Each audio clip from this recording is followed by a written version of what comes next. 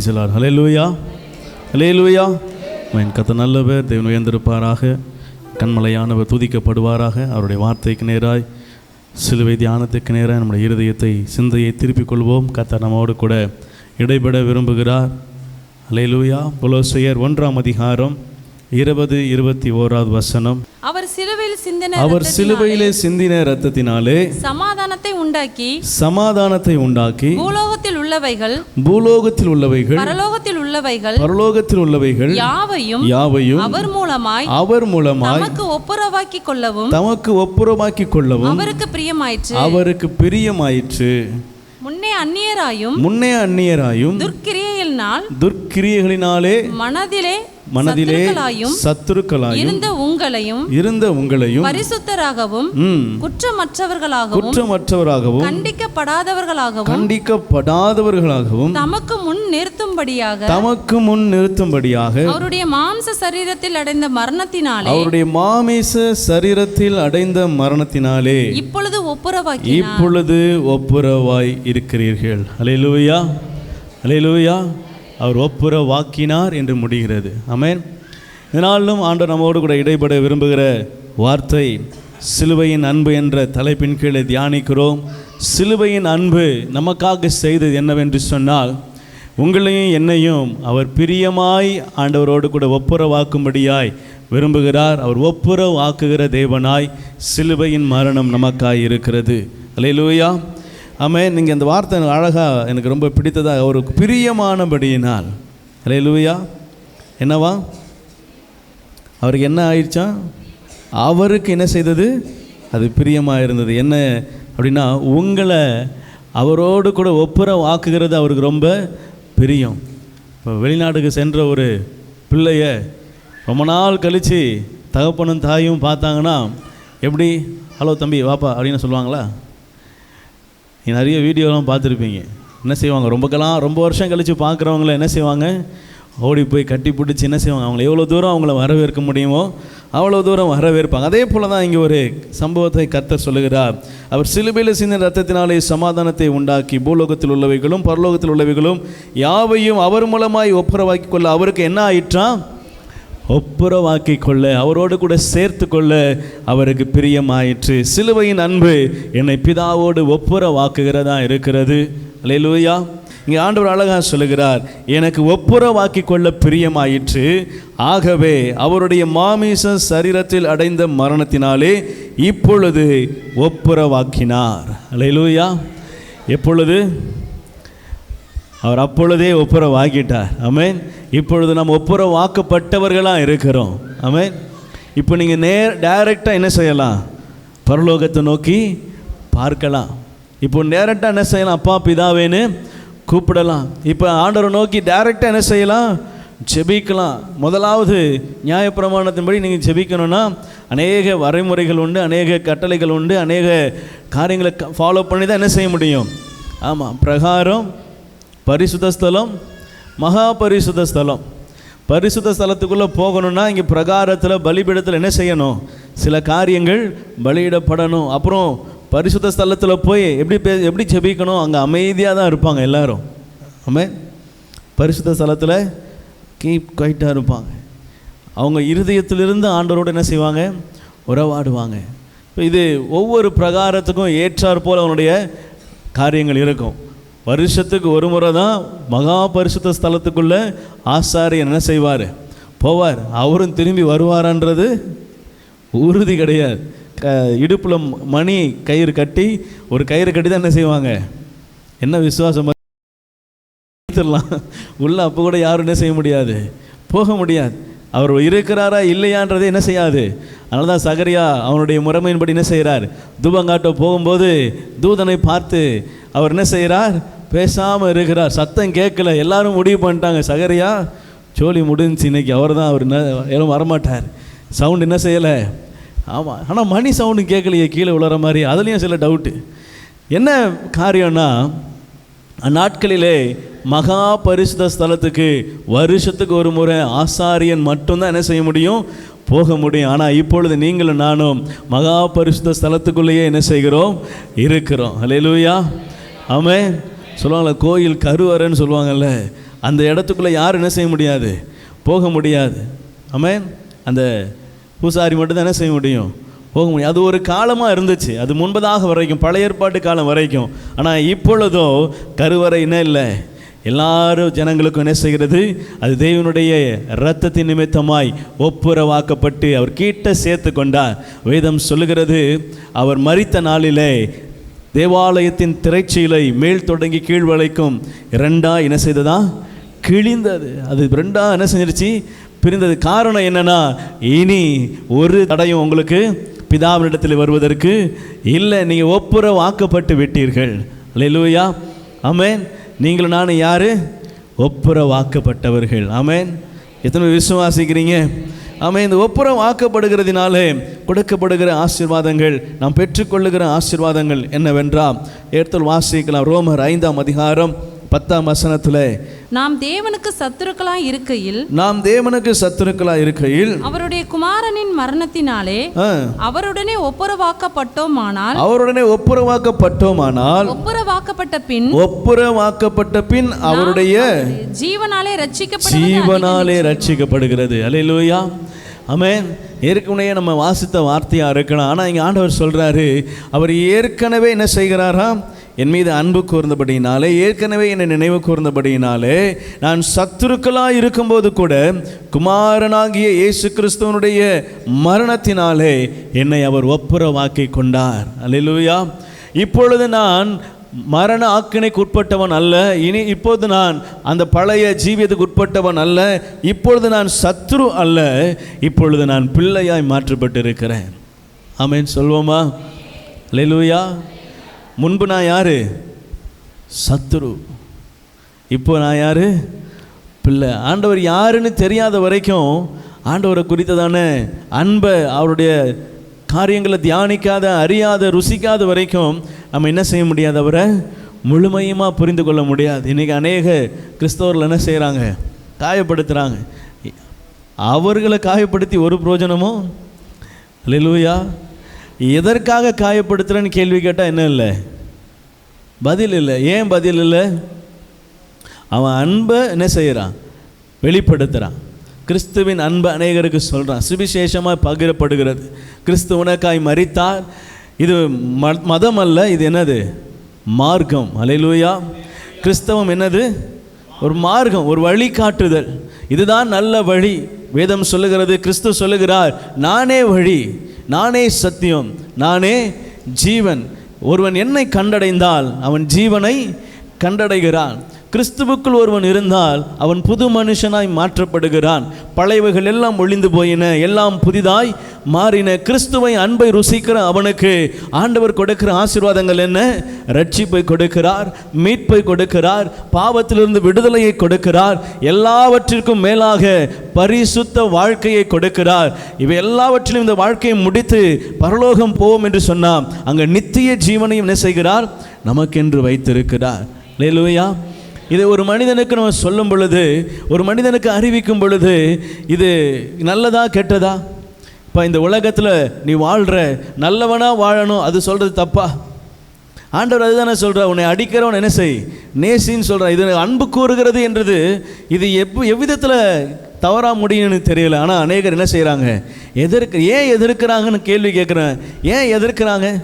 அவங்களுக்கே பதில் தெரியாமல் தான் என்ன செய்கிறாங்க, யாரோ ஒருவர் சொல்ல, யாரோ ஒருவர் என்ன செய்கிறாங்க, ஆமாம், சபை கட்டக்கூடாது, ஊழியம் நடத்தக்கூடாது. ஏன் நடத்தக்கூடாது, ஏன் செய்யக்கூடாது அப்படின்னா என்ன செய்யலை, அதெல்லாம் தெரியாது, நடத்தக்கூடாது. எப்பா பதில் சொல்லு, எதுக்கு நடத்தக்கூடாது அப்படின்னா என்ன செய்ய முடியாது.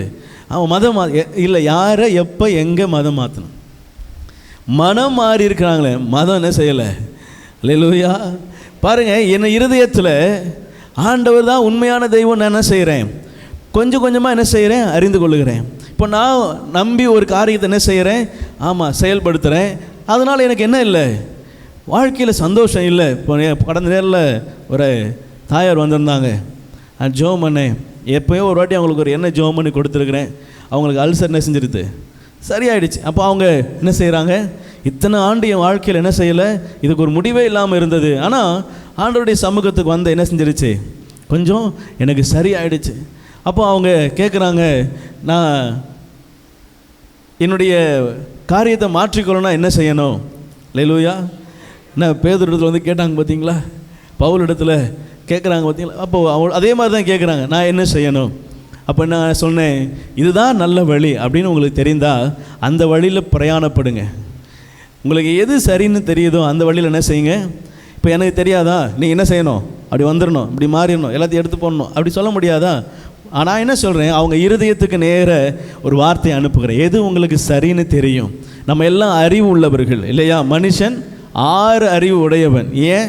அவன் பகுத்து அறிவதினாலே, அந்த பகுத்தறிவு என்கிற ஒன்று அவனுக்கு எக்ஸ்ட்ரா இருக்கிறதுனால அவன் யார்? 6 அறிவு உள்ள மனிதன். எது சரி எது தவறு என்பதை அவனால் என்ன செய்ய முடியும்? அழகாக ஐடென்டிஃபை பண்ண முடியும். அவனால் தெரிந்து கொள்ள முடியும், எது சரி தவறு என்பதை அவனால் கண்டுகொள்ள முடியும். அப்போ நான் சொல்கிறேன், இதுதான் நல்ல வழி அப்படின்னு உங்களுக்கு ஆண்டவர் கொடுக்குறாரு, உங்கள் இருதயத்தில் தோணுது அப்படின்னா நீங்கள் என்ன செய்யுங்க?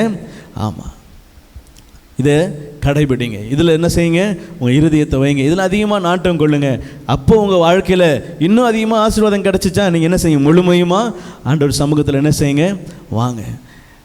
எப்படி எல்லாரையும் விட்டுட்டு வாங்கன்னா சொல்ல முடியும்? எல்லாரும் என்ன செய்யுங்க? நேசிங்க, எல்லாருக்கிட்டையும் அன்பு செலுத்துங்க. இதுதான் கிறிஸ்து சொல்லி கொடுக்கிற மார்க்கம். அல்லேலூயா, ஆமென். இயேசுவை நேசிக்கிற ஒருவருக்கு மதம் என்ன செய்ய வேண்டியதில்லை, தேவையில்லை.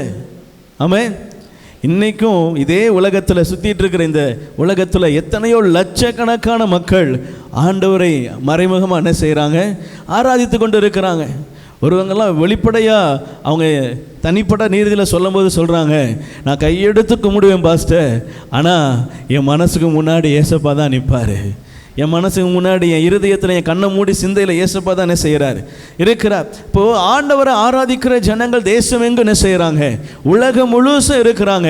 இவர்கள் எல்லாருக்கும் ஒரே ஒரு காரியம்தான், இயேசு ரட்சகர், இயேசு எனக்காய் பலியானார், என்னை அவரோடு கூட ஒப்பிட்டு ஒப்புரவாக்கி கொண்டார். அல்லேலூயா. ஒரு முஸ்லீம், ஒரு இஸ்லாமிய சகோதரர் ஒருத்தர் யூடியூப்பில் பேசுகிறாரு. அவர் அரபு நாட்டுக்கு சேர்ந்தவர். இங்கே ஒரு ஆர்சி சர்ச்சில் என்ன செய்கிறாரு? பேசுகிறார். பேசும்போது அவர் சொல்கிறார், அவர் பிரசங்கம் பண்ணுறார். பிரசங்கம் பண்ணும்போது சொல்கிறாரு, எனக்கு ஏன் ஆண்டவரை பிடிச்சிச்சுன்னா, அப்பா பிதாவே அப்படின்னு கூப்பிடுறான் அந்த உரிமையை என்ன செய்கிறாராம்? கடவுள் எனக்கு கொடுக்குறாராம். வேறு எந்த இடத்துலையும் எனக்கு அப்படி என்ன செய்யலை, தெரியல அப்படின்னு சொல்லி அவர் சொல்கிறாரு, அப்பான்னு கூப்பிடுற அந்த கடவுள் எனக்கு வேணும் அப்படின்னு சொல்லி என்ன செய்தாராம்? அவரை நோக்கி பார்த்து அவரை தெரிந்து கொண்டாராம். அவர் இன்னும் அதிகமாக சொன்னார், நான் சொல்ல விரும்பலை. அவர் சொன்ன கடைசி வார்த்தை தான் எனக்கு, அவர் சொன்ன வார்த்தையில் ஒன்று பிடித்தது என்ன, அவரை நான் பார்த்து அப்பான்னு கூப்பிடலாம். அல்லேலூயா. வேறு யாரையும் பார்த்து அப்பா என்ன செய்ய முடியாதா? ஆமாம், குறிப்பாக அந்த இதில் என்ன செய்ய முடியாதா? கூப்பிட முடியாதுன்னு சொல்கிறாங்க. எனக்கு தெரியலை. ஆனால் அவர் சொல்கிற அந்த ஸ்டேட்மெண்ட் எனக்கு ரொம்ப பிடிச்சிருந்துச்சு. எனக்கு ஒரு அப்பா இருக்கிறார். அல்லேலூயா. என்ன சொந்த ரத்தம் சிந்தி மீட்டு கொண்ட அப்பா எனக்காக இருக்கிறார். எனக்காய் ஜீவனையே கொடுத்த அப்பா எனக்கு ஒருவர் இருக்கிறார். என்னை நாள் முழுதும், வருடம் முழுதும், என் காலம் முழுவதும் என்னை கரம் பிடிச்சு நடத்த எனக்கு ஒரு அப்பா இருக்கிறார்.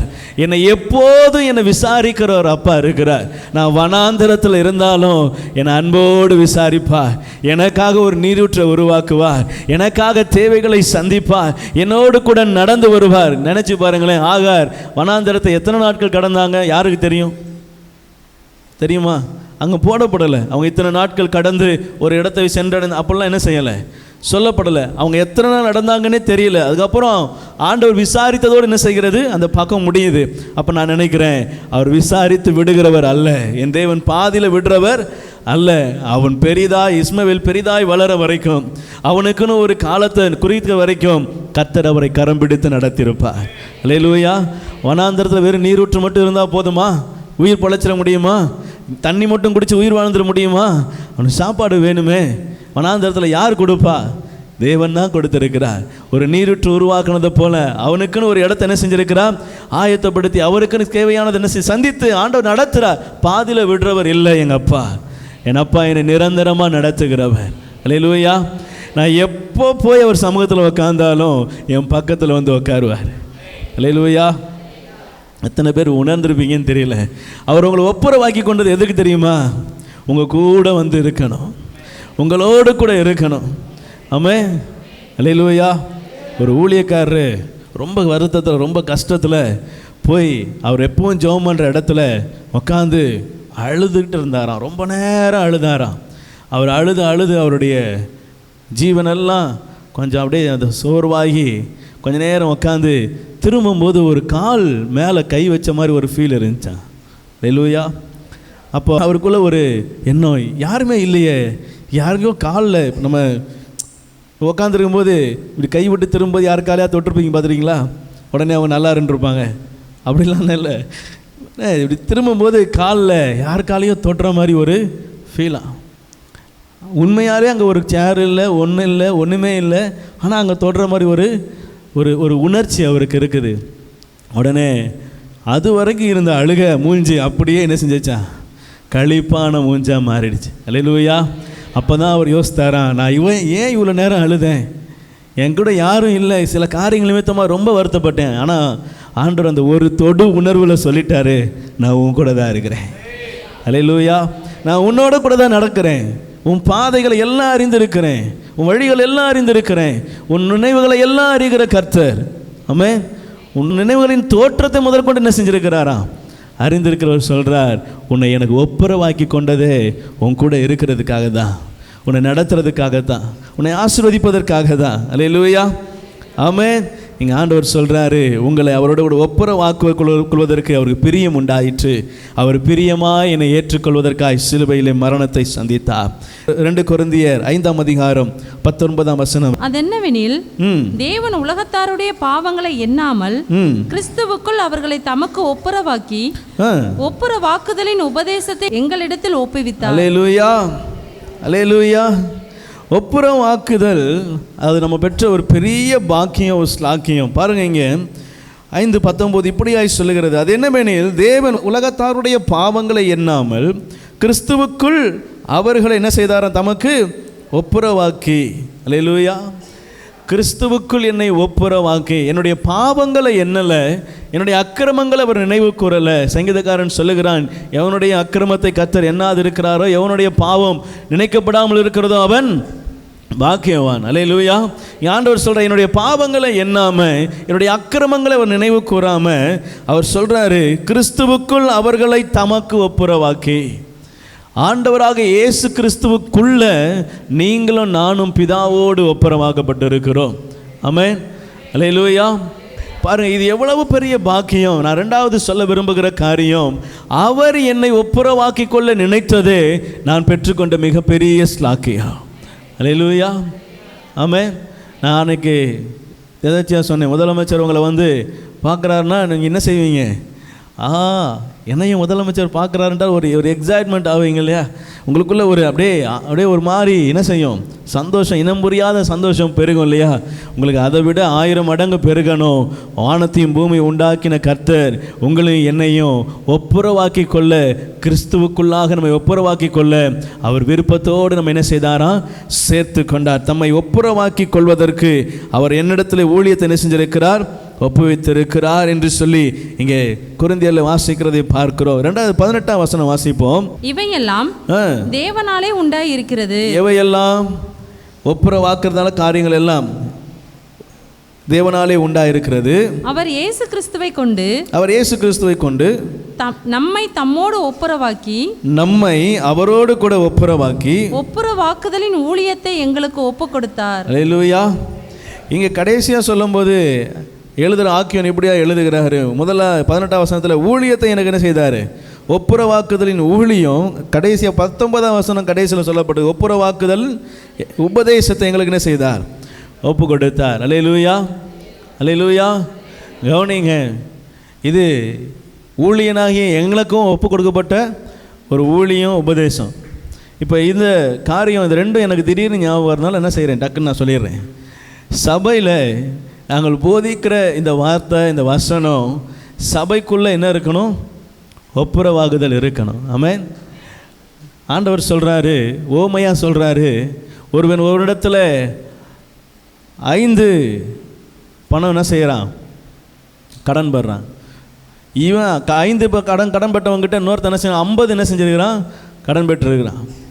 பாருங்கள், இவன் தன் எஜமானுக்கு 50 பணம் என்ன செய்யணும், கொடுக்கணும். இவனிடத்தில் ஒருவன் எவ்வளோ தான் தரணும், 5 பணம் தான் தரணும் வச்சுக்கோங்களேன். இப்போது அந்த எஜமான் கூப்பிட்டு, நீ 50 பணம் எனக்கு கடனாளியாக இருக்கிற, எனக்கு நீ என்ன செய்ய வேண்டாம், தர வேணான்னு சொல்கிறார். யார்? இவனுக்கு மேலே இருக்கிற அதிகாரி எஜமான் சொல்கிறாரு, நீ எனக்கு 50 பணம் என்ன செய்ய வேண்டியதில்லை, கடன் தர வேண்டாம், அந்த கடனை நான் என்ன செய்கிறேன், ஆமாம் நான் தள்ளுபடி பண்ணுறேன் அப்படின்ற. இப்போ இவன் 50 பணத்தை என்ன செஞ்சுருக்கிறான், தள்ளுபடி பெற்றிருக்கிறான். 1 ரூபா கூட கட்ட வேண்டியதில்லை, இவன் விடுதலையாக்கப்பட்டுட்டான். இப்போ இவன்கிட்ட ஒருத்தன் 5 பணம் வாங்கினான் பார்த்தீங்களா, அவனை ரோட்டில் போகும்போது பார்த்துட்டு அவன் கழுத்தை என்ன செஞ்சானா, போய் பிடிச்சானா. அல்லேலூயா. பணத்தை 50 பணம் இவனுக்கு என்ன செஞ்சிருச்சு, ஒன்றுமே கட்ட வேணான்னு அது தள்ளுபடி பண்ணியாச்சு. இப்போ இவங்கிட்ட வெறும் 5 பணம் என்ன செஞ்சுருக்கிறான், ஒருத்தன் வாங்கியிருக்கிறான். அவனை பார்த்த உடனே அவன் கழுத்தை போய் என்ன செய்கிறான், பிடிக்கிறான். நல்லா கவனிங்க, இப்படி ஒன்று நடந்துச்சுன்னா இதை கொண்டு போய் எஜமான்ட்ட சொல்கிறதுக்குனே ஒரு ஆள் இருப்பான். அல்லேலூயா. அவனை கர்த்தரே வச்சிருக்கிறார். ஆமென்.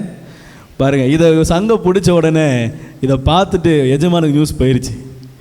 போய் சொன்ன உடனே அவன் கூப்பிட்டு அனுப்புகிறான், அட்டூழியக்காரனே, அநியாயக்காரனே, உனக்கு நான் 50 பணத்தை என்ன செஞ்சிட்டேன், மன்னிச்சிட்டேன், உனக்கு தள்ளுபடி பண்ணிட்டேன். ஆனால் உன்னிடத்தில் ஒருவன் 5 பணம் என்ன செஞ்சிருக்கிறான், கடன் பெற்றிருக்கிறான். அவனுக்கு நீ தள்ளுபடி பண்ண, அவனுக்கு நீ மன்னிக்க கூடாதா? நீ வாங்கினதை கட்டாயம் கொடுத்தே தீரணும். அதுக்கு மேலே ஒரு ஃபைன் போடுவேன், அதையும் சேர்த்து என்ன செய்யணும், வட்டியோடு சேர்த்து கட்டணும். அல்லேலூயா. அந்த வட்டியில் அந்த 5 பணத்தை கழிச்சுக்கொண்டுருவார். எந்த 5 பணத்தை? யாரை போய் சங்க பிடிச்சியோ அவனோட 5 பணத்தை என்ன செஞ்சுக்க, கழித்துக்க. இனி அவன் உனக்கு அடிமை, உங்ககிட்ட கடனாளி அவன் கிடையாது. அல்லேலூயா. கவனிங்க, ஆண்டவர் சொல்கிறாரு, உங்கள் எல்லாருடைய பாவத்தையும் என்னுடைய பாவத்தையும் சிலுவையில் அந்த 50 பணத்துக்கு ஒப்பனையாக என்ன செஞ்சிட்டாரு, தள்ளுபடி பண்ணி இரத்தத்தினால் உங்களை என்னையும் கழுவி சுத்திகரிச்சிட்டார். நம்ம கிட்ட ஒருத்தன் 5 பணம் வாங்கியிருப்பான் பாருங்க. அல்லேலூயா. உங்ககிட்ட என்கிட்டையும் ஒருத்தன் 5 பணம் வாங்கியிருப்பான். இல்லை ரொம்ப ஏழ்மையாக இருப்பான், இல்லை சில காரியங்கள் இருக்கும், சில விஷயங்களில் அவங்க என்ன செய்யலாம், அதிகமாக பேசியிருக்கலாம், இல்லை கம்மியாக பேசியிருக்கலாம், பேசாமல் இருந்திருக்கலாம், ஏதோ விதத்தில் முரண்பாடாக என்ன செஞ்சுருக்கலாம், இருந்திருக்கலாம். ஆண்டவர் சொல்கிறாரு, ஒப்புரவாகுங்க. அல்லேலூயா. நானே உங்களுக்கு மன்னிப்பேன். ஆனால் செக்க செவ்வேன்னு இருந்த பாவங்களை நானே உங்களுக்கு மன்னிப்பேன். ஆனால் யார்? உலகத்தை உண்டாக்குன ரட்சகர் சொல்கிறார், நான் உங்களுக்கு என்ன செஞ்சிட்டேன், உங்களுடைய பாவங்களார உங்களை கழுவி சுத்திகரித்துட்டேன். உங்களிடத்தில் ஒரு இடக்கு மனக்கசப்போ ஏதோ ஒரு காரியம் இருக்குமானா என்ன செய்யுங்க, ஒப்புரவாகுங்க. அல்லேலூயா. ஆமென். நீங்கள் ஒப்புரவாகிறதுனால தேவனுடைய ஊழியத்தை நிறைவேற்றுகிறீங்க, ஆண்டவர் சொன்ன வார்த்தையை நிறைவேற்றுகிறீங்க, உபதேசத்துக்கு கீழ்ப்படுகிறீங்க. கர்த்தர் அதனாலே ஒரு பெரிய மாற்றத்தையும் ஆசீர்வாதத்தையும் உங்களுக்கு என்ன செய்வார், கொடுப்பார். அல்லேலூயா. அல்லேலூயா. ஆமாம், இது பரத்திலிருந்து உங்களுக்கு வந்த வார்த்தை. இதை நான் ப்ரிப்பேர் பண்ணலை, இது ஒரு கான்செப்டை நான் யோசிக்கவே இல்லை. ஆனால் ஆண்டவர் இந்த நேரத்தில் உங்களுக்காக உங்கள் இருதயத்தில் இந்த வார்த்தையை அனுப்புகிறார்.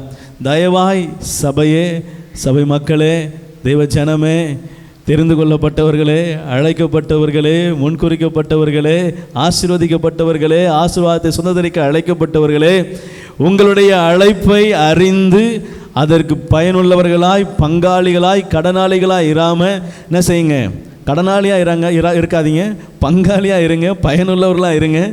அதுக்கு அதை பிடித்து கொண்டு ஓடுகிறவர்களாக என்ன செய்யுங்க, வார்த்தைக்கு கீழ்ப்படியுங்க. அல்லேலூயா. ஆண்டவர் சொல்கிறாரு, ஒப்புரவாகுங்க. ஆமாம். எவ்வளோ நாள் இந்த உலகத்தில் வாழ போகிறோம்? ஆண்டவர் வைத்திருக்கிற சித்தத்தின்படி வாழ போகிறோம். அந்த வாழ்நாட்களில் கர்த்தருக்கு பிரியமாக என்ன செய்வோம், வாழ்வோம். ஆமென். அல்லேலூயா. ஆமாம். வரும் நமக்கு சில நேரங்களில் கோபம். மண்ணான பாண்டத்தில் சில காரியங்களை பெற்றிருக்கிறோம். அதனால் என்ன செய்கிறது, கோபங்கள், தாபங்கள், சில மாறுபாடுகள் எல்லாம் செய்ய வருகிறது. கர்த்தர் நல்லவர். ஆனாலும் சொல்கிறேன், நல் மனசாட்சியோட சீர் பொருந்துங்க. அல்லேலூயா. கர்த்தர் நல்லவர். இன்னொரு வசனத்தை வாசித்து நம்ம முடிக்கலாம். எபேசியர் 2 அதிகாரம் 16ஆம் வசனம். பகையை சிலுவையினால் கொன்று, பகையை சிலுவையினாலே கொன்று, அதனாலே இரு திறத்தாரையும் ஒரே சரீரமாக தேவனுக்கு ஒப்புரவாக்கினார். அல்லேலூயா, அல்லேலூயா. ஆண்டவர் இங்க சொல்றதை கவனிங்க. பகையை சிலுவையில் என்ன செஞ்சிட்டாரா? கொன்னுட்டார். இப்போ இருதிறத்தார் என்ன செஞ்சிருக்கிறார்னா ஒரே மாமிசமா தேவனுக்கு முன்பதாக ஒப்புரவாக்கி இருக்கிறார். அந்த இருதிறத்தார் யார்னா நீங்களும் நானும் தான். அல்லேலூயா, ஆமென். நமக்குள்ளே ரெண்டு விதமாக என்ன செய்கிறோம்? இருக்கிறோம். சில நேரங்களில் நாம் தான் நல்லவர்களாக என்ன செய்வோம்? இருப்போம். சில நேரங்களில் நாம் தான் கெட்டவர்களாகவும். அல்லேலூயா. ஒரே மனிதன்தான், ஆனால் ரெண்டு விதமாய் செயல்படுகிறவர்களாக இருக்கு. நம்ம ஆண்டவருடைய போலவே நம்மை போல அவர்களை உருவாக்குவோம் என்றதுனால அந்த ஆசீர்வாதம் நமக்குள்ளே இருக்குது பாருங்களேன். நம்மளே ரெண்டு விதமாக செயல்படுவோம். ஒன்று நல்லவர்களாகவும் செயல்படுவோம், ஒன்று கெட்டவர்களாகவும் செயல்படும். இந்த ரெண்டு இடம் ரொம்ப மோசமான இடமா இருக்குது. நல்லவர்களாக இருக்கும்போதும் நமக்கு நாமே நல்லவர்களாக இருக்கிறோம். கர்த்தருக்கு முன்பதாக என்ன செய்ய முடியாது? நம்முடைய நீதி அழுக்கான கந்தையாக இருக்கிறது. கெட்டவர்களாக இருக்கும்போது சுத்தமாக கெட்டவர்கள் என்ன செய்கிறோம்? இருக்கிறோம். ஆமென். ஆண்டவர் சொல்கிறாரு, உங்கள் ரெண்டு குணத்தை என்ன செஞ்சுருங்க? உலகத்தோடு வச்சு மூட்டை கட்டி தூர போட்டுட்டு சொன்ன பார்த்தீங்களா?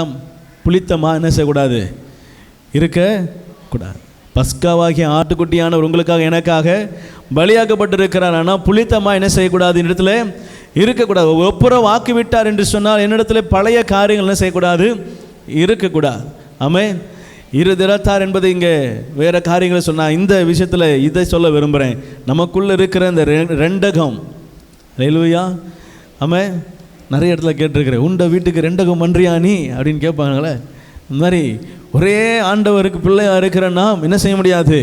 உலகத்துக்கும் ஆண்டவருக்கும் பிரியமாக இருக்க முடியாது. ரெண்டு தோணியில் கால் வச்சு பயணம் செய்ய, ரெண்டு எஜமானுக்கு ஊழியம் செய்ய, ஆற்றுல ஒரு கால் சேத்துல ஒரு கால் வச்சு வாழ முடியாது. அப்படி முடியாது அப்படின்னா ஆண்டவருக்கு பிரியமாக இருக்க முடியவே முடியாது. உலகத்தை விட்டு கர்த்தர் என்ன செய்யணும்? பற்றி பிடித்து கொள்ளணும். இந்த உலகத்தில் நம்ம ரெண்டு மனிதர்களாக இருக்கிறோம். ஒரு பக்கம் நல்லவர்களாக இருக்கிறோம். நம்ம அந்தரங்க வாழ்க்கையில் நம்ம யார் என்பதை நாம் அறிந்திருக்கிறோம். கவனிங்க, இந்த ரெண்டு இடமும் நீங்கள் நல்லவர்களாக உலகத்துக்கு முன்பதாக அநேக காரியங்களை காட்டிக்கொள்ளலாம். ஆனால் உங்களுடைய அந்தரங்கத்தை கர்த்தர் அறிந்திருக்கிறபடினாலே நாம் கர்த்தருக்கு முன்பதாக ரெண்டகம் பண்ண முடியாது. அல்லேலூயா. நான் பேசுகிற வார்த்தைகள் மறைவிடத்தில் பேசினா கூட தீர்க்கதரிசி சொல்கிறாரு, நீ உன் பெட்ரூமில் உட்காந்து பேசினா கூட அங்கே யாருக்கு தெரியும்? ஆண்டவர் அங்கே தீர்க்கதரிசிக்கு என்ன செஞ்சிடுவார்? சொல்லிடுவார். நீ உன்னுடைய காதும் வச்ச மாதிரி பேசினா கூட அங்கே மைக் போட்ட மாதிரி என்ன செய்யும்? கேட்கும். நீ எங்கெங்கெல்லாம் பதிவிற்கு ஆள் வச்சிருக்கிறியோ அங்கெல்லாம் ஆள் இருக்கிறாங்கன்றதை அங்கே என்ன செஞ்சிருவார்? ஆண்டவர் காமிச்சிருவார். இங்கே நீ மேப் போடும் போதே அந்த மேப் அங்கே பிரிண்ட் அவுட் என்ன செஞ்சுட்ருக்கோம்? ப்ரொஜெக்டரில் ஓடிட்டு இருக்கோம். நம்ம டிவியில் எது ஓடுது பார்த்தீங்களா? அது மாதிரி என்ன செய்வாங்க? ஓடிக்கிட்டு இருக்கோம். இங்கெங்கே இன்னார் இருக்கிறா, இங்கெங்கே போகாது, இங்கெங்கே பதிவு இறங்காது, இங்கெங்கெல்லாம் என்ன செய்யாதீங்க. ஆமாம், எல்லாவற்றையும் ஆண்டவர் தன்னுடைய ஜனங்களை காப்பாற்றுறதுக்கு நீங்கள் பெட்ரூமில் உட்காந்து பிளான் போட்டால் கூட அங்கே என்ன செய்யும்? ஓப்பனாக கேட்கும். அதனால் என்ன செய்யக்கூடாது? ஆண்டவருக்கு முன்பதாக நம்ம நடிக்கவோ நாடகம் ஆடவோ என்ன செய்ய முடியாது. என்ன பண்ணாலும் அங்கே வேலைக்காக. அல்லேலூயா. அப்போ நம்ம என்ன செய்யணும்? ஆண்டவரே, உங்கள் சமூகத்தில் என்னை முழுவதுமாக என்னை ஒப்புரவாக்கிட்டீங்க. இனி நான் உலகத்தின் பாவங்களுக்குள்ளே, அசுத்தங்களுக்குள்ளே, வேண்டாத காரியங்களுக்குள்ளே என்ன செய்ய மாட்டேன், போக மாட்டேன். இனி உம்முடைய பிள்ளையா முடிவு பரியந்தம், மரண பரியந்தம் உண்மையாக உமக்கென்று என்ன செய்வேன், வாழ்வேன். இதை ஒப்பு கொடுத்து இப்படி சொல்லி ஜெபிச்சிட்டீங்க, இது மற்ற காரியங்கள்லாம் விட்டுட்டீங்க அப்படின்னா ஆண்டவர் சொல்கிறாரு, நான் உங்களை எனக்கு ஒப்புரவாக்கி கொண்டதில் இன்னும் அதிகமாக பிரியப்படுகிறேன். அல்லேலூயா. இன்னும் அதிகமாக அவர் என்ன செய்வார்? ஆமென். ஒரு பிள்ளை அவங்க வீட்டில் வளர்த்த வாத்தை என்ன செஞ்சிருச்சான்? கொன்றுச்சு. இதை தோட்டக்காரன் பார்த்துட்டான். தோட்டக்காரன் பார்த்தவொடனே சொன்னானா, பார் உங்கள் அப்பா கிட்ட சொல்லி உன்னை என்ன செய்கிறேன், போட்டு கொடுக்குறேன், உன்னை அடிக்க போகிறாரு. இந்த பிள்ளை அப்பாவுக்கு பயந்துட்டு, அண்ணே சொல்லாதீங்க, நீ என்ன கேட்டாலாம் செய்கிறேன். அப்போ உங்கள் அப்பா பாக்கெட்டில் போய் ஒரு 50 ரூபா எடுத்துகிட்டு வா அப்படின்னா உடனே எட்டு வந்து கொடுத்துச்சு. இப்படியே ஒரு 10 நாள் போச்சான். இப்படி எடுக்கிறத பார்த்தா என்ன செஞ்சிருச்சு, வீட்டில் கொஞ்சம் கொஞ்சமாக சந்தேகம் வர ஆரம்பிச்சிருச்சு. ஒரு நாள் அப்பா தனியாக இருக்கும்போது பிள்ளை போச்சான். அப்பா தெரியாமல் இந்த வாத்து மேலே விழுந்தனா அந்த வாத்து செத்து போச்சு. அப்பா சொன்னாரா, சி அவ்வளோதானாடா, விடு 4 வார்த்தை சேர்த்து வாங்கிக்கலாம் அப்படின்னாரான். அல்லேலூயா. இது தெரியாமல் 50 ரூபா வேஸ்ட் பண்ணியிருக்காது என்ன. உடனே இப்போ இந்த பிள்ளைக்கு என்ன செஞ்சிச்சு, மனசில் ஒரு சந்தோஷம். அப்பா என்ன செஞ்சிட்டாரு, நம்மளை ஒன்றும் சொல்லலை, நம்ம இப்போ என்ன செஞ்சாச்சு, ஒப்புரவாயாச்சு. எங்கே அப்பாவும் நானும் இப்போ அந்த தோட்டக்காரன் வரேன் சொல்லிடுவேன், ஒழுங்காக என்ன செய்ய, ஒரு 100 ரூபா எட்டுவா இன்னைக்கு, இந்த எட்டு வரேன். நேராக உள்ளே போச்சான். அப்பா இதையும் சொல்லிடுச்சு, நான் கொன்னதான் அந்த தோட்டக்காரன் பார்த்துட்டான், என்கிட்ட டெய்லியும் 50 ரூபா அவங்க பாக்கெட்லேருந்து எடுக்க சொன்னான், எடுத்து கொடுத்தேன்ப்பா. எங்கே இருக்கான் இப்போ, 100 ரூபா கேட்டு அனுப்பிவிட்ருக்கேன், வா போவோம். தோட்டக்காரனுக்கு அன்னோட சோழி முடிந்தது. அல்லேலூயா. கவனிங்களேன், நீங்கள் ஒப்புரவு ஆயிட்டீங்க, நீங்கள் என்ன பாவம் வேணால் பண்ணிடுங்க, ஒப்புரவு அப்பா கிட்ட ஆயிட்டீங்கன்னா மற்றது எல்லாம் தூசு தான், மற்றது எல்லாம் தூசு தான். ஆண்டவர் உங்களை அப்படியே கொண்டு வந்து என் பிள்ளைன்னு தான் என்ன செய்வார். ஆமாம், நல்லா கவனித்து பாருங்களேன். நிறைய பெற்றோர்கள் தன் பிள்ளை தப்பே பண்ணியிருக்கோம், ஆனால் விட்டு கொடுக்க மாட்டாங்க. என் பிள்ளை அப்படி பண்ணியிருக்காதுங்க, என் பிள்ளை பற்றி எனக்கு தெரியும் அப்படின்னு சொல்லுவாங்க. ஆனால் அவங்களுக்கு தெரியும் அவன் பிள்ளை என்ன செஞ்சுருக்கு. ஆனால் எங்கள் அம்மாலாம் அப்படி இல்லைங்க, வெளுன்னு வெளுப்பாங்க. எங்கள் அம்மாவுக்கு வந்து வேறு யாரும் என்னை சொல்லக்கூடாது, அவங்க மேலே இருக்கிற கோவத்தை ஃபுல்லாக என் மேலே என்ன செய்கிறது, இறக்கிறது. அல்லேலூயா. ஆண்டவர் சொல்கிறாரு, நான் அப்படின்னே செய்ய மாட்டேன், என் கோவத்தை உன் மேலே கட்டி அணைத்து முத்தமிடுகிறவர் தான் என் தகப்பன். நான் பாவம் செஞ்சுட்டு வந்தேன்னு அவருக்கு தெரியும். பண்ணி உளர்ற சேட்டில் உழன்று தான் வந்திருக்கிறேன்னு என்ன செய்யும், நாத்தம் தெரியாமலையா இருக்கும், நல்லா தெரியும். அல்லேலூயா, நல்லா தெரியும். ஆனால் சொல்கிறாரு, என் மகனே, என் பிள்ளையே, உனக்கு நான் என்ன செய்கிறேன், முத்திர மோதிரத்தை கொடுக்குறேன், புது வஸ்திரத்தை தரிக்கிறேன். அவனை கட்டி அணைக்கிறான், அவன் நாத்தத்தை என்ன செய்யலை, பொறுப்படுத்தலை. என் தேவன் அப்படிப்பட்டவர். ஒப்புரவு ஆகிட்டீங்க அப்படின்னா முதலாவது சக மனதோடு என்ன செய்யுங்க, சிலுவை எதை குறிக்கிது தெரியுமா, முதலாவது என்ன செய்யுங்க, தேவனோடு ஒப்புரவாயிருங்க. அப்புறம் உங்கள் சக மனிதரோடு கூட ஒப்புரவாயிருங்க. இதுதான் சிலுவையுடைய 2வது அர்த்தமாக புரிச்சுக்கிங்க. அல்லேலூயா. என்னது, உங்களுக்கும் தேவனுக்கும் ஒரு ஒப்புரவு இருக்கணும். அடுத்து சக மனிதரோடு கூட என்ன செய்யணும், ஒப்புரவு இருக்கணும். கவனிங்க, நீங்கள் ஒப்புரவு ஆயிட்டீங்க அப்படின்னா ஆண்டவர் சொல்கிறார், நீங்கள் எந்த நிலைமையில் இருந்தாலும் உங்களை தூக்கி எடுத்துருவார். அல்லேலூயா. தோட்டக்காரனுக்கு பயப்படணும்னு அவசியம், டெய்லி 50 ரூபா கொடுக்கணும்னு அவசியம், கப்பம் கட்டணும்னு அவசியம் இல்லை. இஸ்ரவேல் ஜனங்க சரியான நல்ல ஆட்கள். அல்லேலூயா. ஆண்டவர் கானான் தேசத்தை கொடுத்து, இதில் நீ செய், பழுகி பெருகுன்னு சொல்லி ஆசீர்வாதத்தை சுதந்திரிக்குள்ள கொடுத்தா, தனக்கு வேலை செய்ய அங்கே இருக்கிற ஒருத்தனை என்ன செஞ்சாங்களாம், வச்சுக்கிட்டாங்களாம். அவங்க சொன்னாங்களாம், நான் உங்களுக்கு கப்பம் கட்டுறோம்.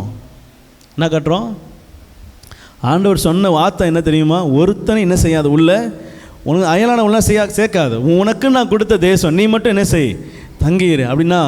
சில பேரை அவங்க வெளியே துரத்தாமலே உள்ளே வச்சுருந்தாங்க.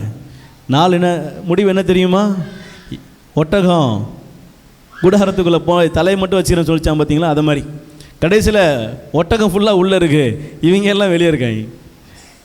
இஸ்ரவேலும் அதே தான், அவங்க ஒரு கூட்டத்தை உள்ளே வச்சாங்க, பழுகி பெருகுச்சு. அது கடைசியில் அது என்ன செஞ்சிருச்சு, அங்கே இருந்துச்சு. இவங்களை மேலே படையெடுக்க, திருப்பியும் பிரச்சனை வர, திருப்பியும் சண்டை, திருப்பியும் தேவையில்லாத காரியம், கர்த்தர் விட்டு கொடுக்க வேண்டிய சூழ்நிலைக்கு நேரம் என்ன செய்யுது, இப்போ இது நான் வச்சுக்கிட்ட ஆப்பு இல்லை, உனக்கு நீயே வச்சுக்கிட்ட. அல்லேலூயா. நான் கொடுத்தது என்னமோ ஆசீர்வாதம் தான், அதை முள்ளு பழமாக மாற்றினது யார், நான் தான். அல்லேலூயா. ஆண்டவர் சொல்கிற ஒப்புரவாயிருங்க, எதுவாக இருந்தாலும் ஆண்டவர்கிட்ட சொல்லிடுங்க. அல்லேலூயா.